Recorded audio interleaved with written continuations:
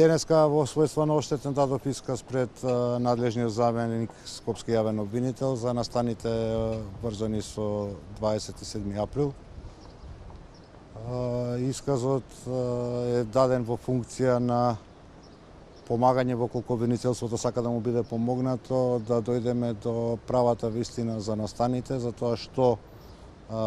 претходеше, што се случуваше, кој што направил, многу побитно кој што не направил,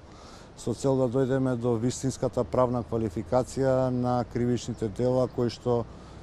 беа сторени вечерта на 27 април во Собранието на Република Македонија, за да може со една истрага која што ќе биде темелна и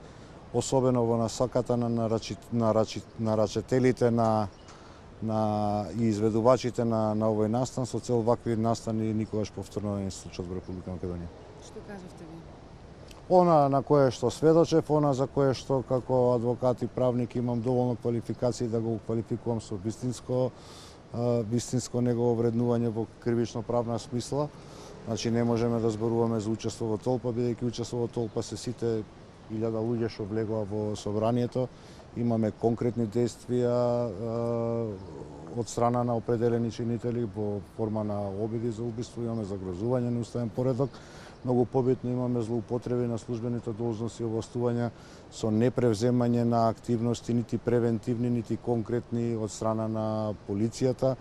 со извршителство во форма на дозволување, односно отварање на вратата